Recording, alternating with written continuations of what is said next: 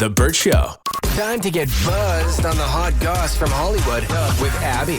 It's the Bert Show's entertainment buzz. Speaking of family drama, country singer Wynonna Judd is having a little bit of trouble with her daughter because she's currently behind bars on prostitution charges.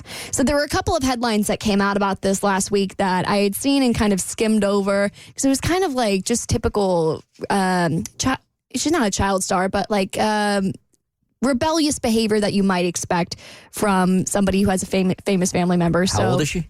She's 27 years old. So she's my age, and police said that she exposed her boobs and her lower body and then refused to comply or tell them what was going on when they tried to arrest her. But now she's facing additional charges for prostitution because she was holding up a sign that said, "Ride for a ride," basically saying she's willing to perform for a car ride somewhere.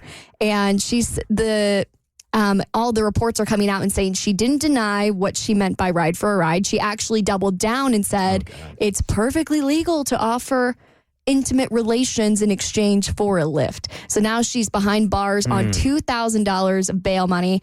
And the New York Post says that she's actually calling her mom trying to get help from jail. And apparently her mom is not answering those calls. Yikes. Yeah, she's got a little bit of a long history for being a bit of a wild child. I think she had some meth issues and was in rehab. But she did say a very interesting thing, interesting in like a very bizarre way. She said that she thinks that she's cursed ever since her grandma actually took her own life in 2022. Oh, so clearly there's some big issues going on here.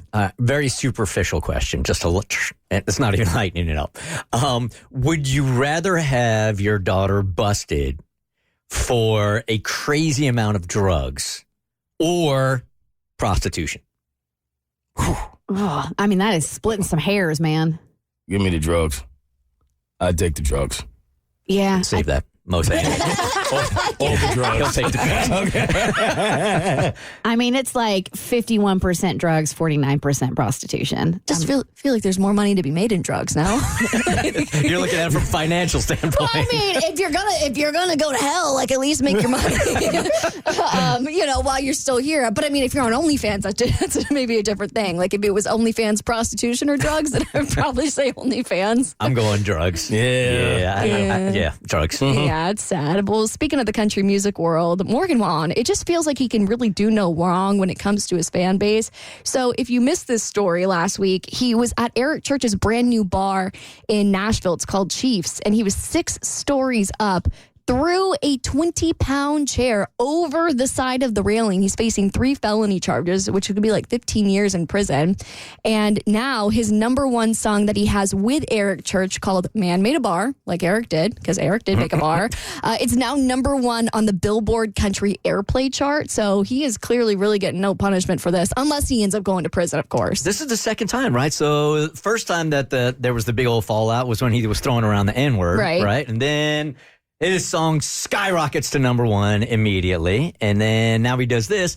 This song skyrockets to number 1. It's so messed up because, like, with women in music, you look at a woman the wrong way. Like, maybe you have some beef with another pop star, and then everybody wants to cancel you, and nobody wants to listen to your music because you're not a girl's girl. And then somebody like Morgan Wallen says the N-word or almost kills somebody by throwing a chair off the side of the building, and all of a sudden you're getting rewarded for it. Yeah, I don't know. I always wondered what the formula is. I don't know what it is, but it just seems like there are a few people who they can do everything wrong, and purposely it will make their career better every single time. And it's like if they do good, you wouldn't like them as much. It's a weird thing. Yeah, maybe that's the formula. Maybe that's why he continues to act out so that he can continue to get his check, which I guess is just really good marketing on his part.